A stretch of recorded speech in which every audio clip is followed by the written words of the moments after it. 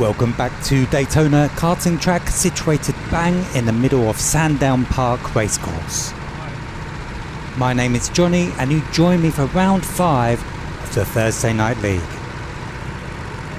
As mentioned on my last video of this series, the nights are drawing in and this is my first race completely lit by Daytona's track lights. Just awaiting for the lights to turn green. And we are off. We are once again racing at Daytona.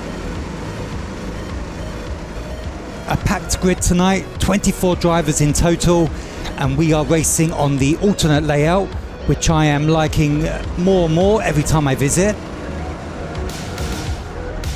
Okay, well that's a nice clean start. Everyone keeping out of trouble as we head down to turn 3.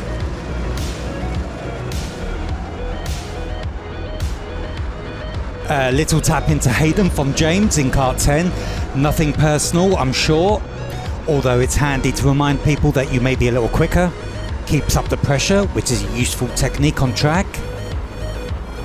Okay, I have some nice momentum here. Let's see if I can keep hold of it along the back straight, which is very long and fast when the alternate configuration is in play. Yes, nice and easy as I take turn 6. A fantastic view of all the karts piling onto the grid straight. Oh, someone has spun out, not sure who that was. Whoa, look at that speed. I think Louie in kart 3, followed by James in the burgundy helmet. Whoops, a little knock from Monty, just to remind me to get hurry on. Huge amount of traffic clambering into turn 3. There is contact. James eats a huge amount of tyre wall and he also knocks into me too.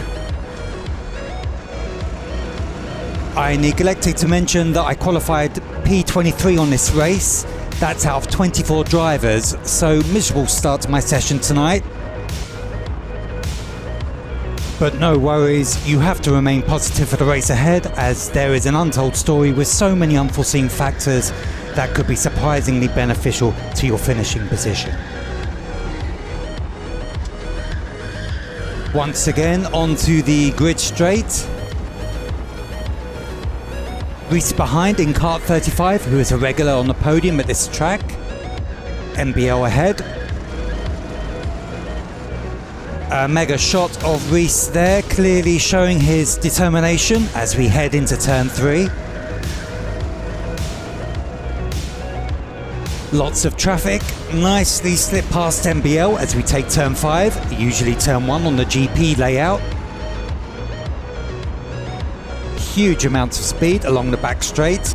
Definitely one of the best aspects of the alternate layout, which you don't get on the GP track. Yeah, getting a little too close to kart 3 there. Let me assess my current situation. I have at least 6 karts behind and 5 in front that I can see. In past races, being in the middle of the pack has caused me to eventually panic and make a mistake, perhaps spinning out or hitting a tyre wall. The pressure was just too high. So with each race, I try to focus on one aspect of my racing that can be improved, rather than trying to refine all aspects of technique within a single session. Look at Reece shoot past. For Reece's situation, that was a perfect example of patience. He's been close to me and was just waiting for the moment he could make a move, not only past me, but also Louie too. But now MBL is once again on my tail. Not that you can see from the camera, but they are right up alongside me on the left. Yep, contact. Yeah, I guess he didn't like that.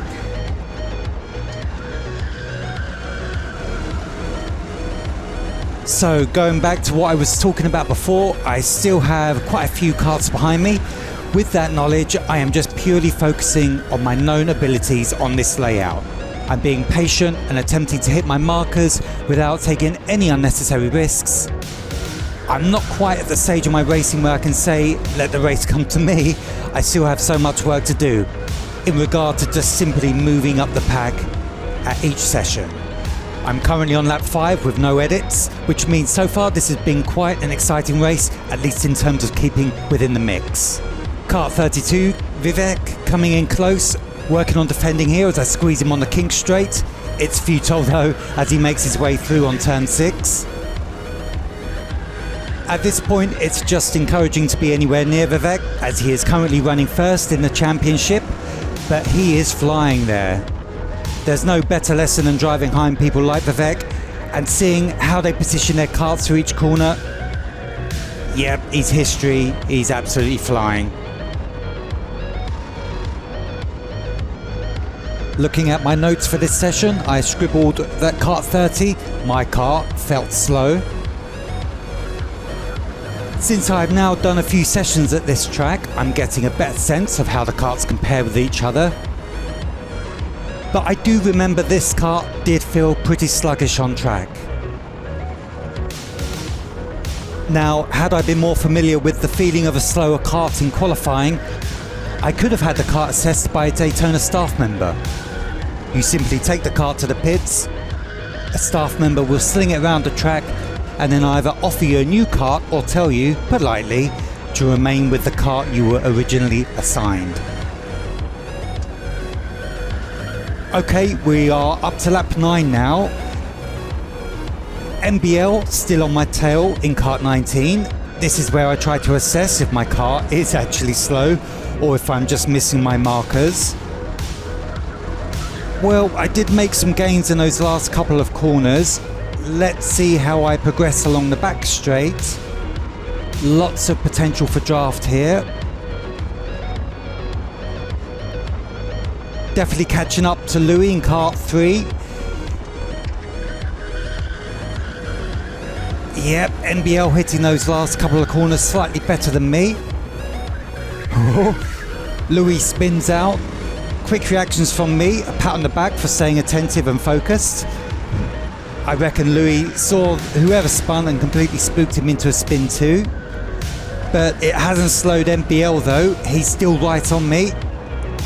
You can see in the distance a pack of other drivers taking turn 5. Yep, they are miles away.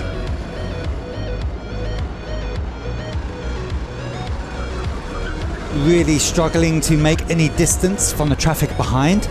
Let's see if I can make some ground once again on the back straight. I think it's here that maybe my suspicions about my kart being slow are confirmed, as MBL is quickly coming up the inside. Yep, he gets turn 6 done, but only just as James in kart 10 tries to swoop past. Thank you, James, as him making contact with MBL has once again given me some headway.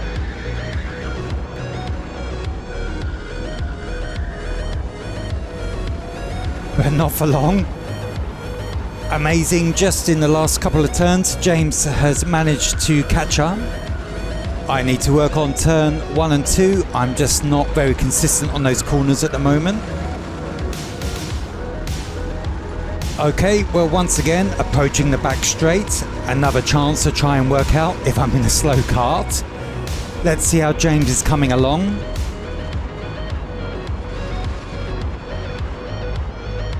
Yep, he's flying. And MBL almost getting by too.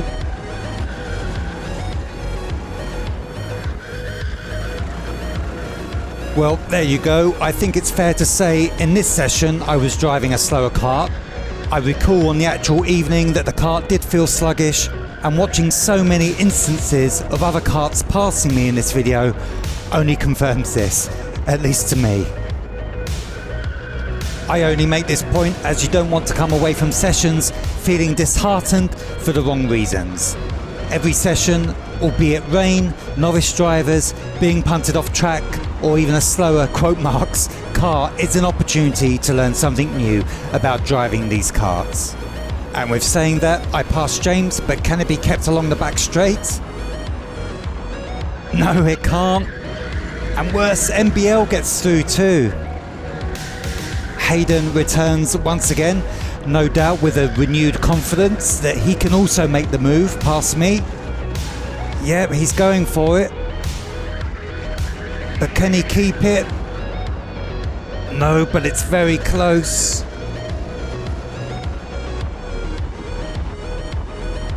My race has most definitely fallen apart here. Haidyn isn't going to give me an inch. Is he going for another move? Yeah, look at that. Yeah, look at that speed. Oh, come on, another car gets by. This time Sid in kart 31. Well, now I know that was him who span around lap 11. He's finally caught up. Can I do enough to defend? No, that contact only slowed me down, and it almost looked like I gave Sid a boost. Nice one, Johnny. We must now be on the last few laps of this session.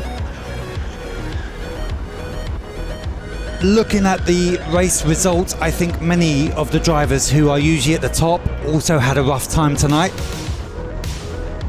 Luka, Ryan, Dan took a podium, but Charlie, Reece and Vivek and Sid all placed well below their usual finishing positions. All could not be lost though, as the traffic ahead seems quite slow. Let's see how I get on along the back straight. I think it's about to get very bunchy. No, that's no good for me. As you can see, how I took turn 6 created a further gap from the karts ahead.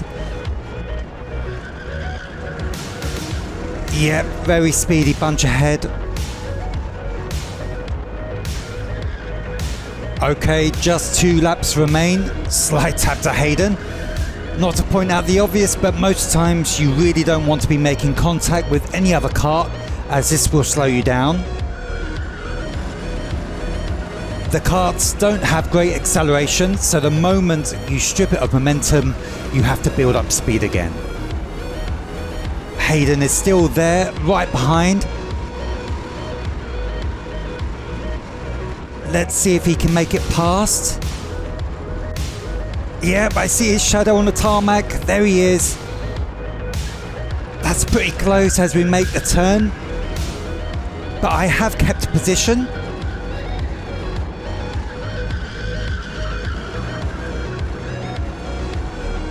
On to the grid straight for the last lap. All I have left now is to try and keep ahead of kart 20. That's my race now. All has come down to whether I can at least pass the checkered flag ahead of Haidyn. But wait, maybe I still have a chance to make a couple of more positions past MBL and James, who must have had a tussle. It's seemingly unlikely though, as I know that my kart has absolutely no speed along the straight.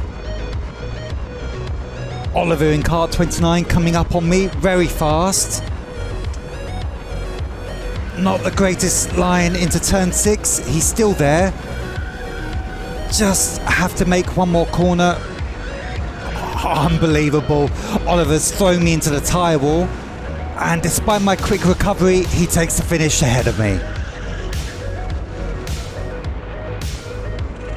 Well, not to be too much of a downer, but that was a pretty miserable result for me. Only managing to beat Haidyn and Louie to the checkered flag. Absolutely no sign of them either. Okay, let's make our way back to the pits. Even though it wasn't a great result for me today, it was some great racing with lots of examples of learning to take it to the next session. As mentioned before, I qualified 23rd and finished 22nd, 1 place gain with a defo slow car. Thank you to my fellow karters and to the Daytona team, and thank you for watching. See you next time on track. Yeah, lovely, that's good. Thank you. Go really wide. Okay. Then go out wide on this. Yeah. Thank you, sir.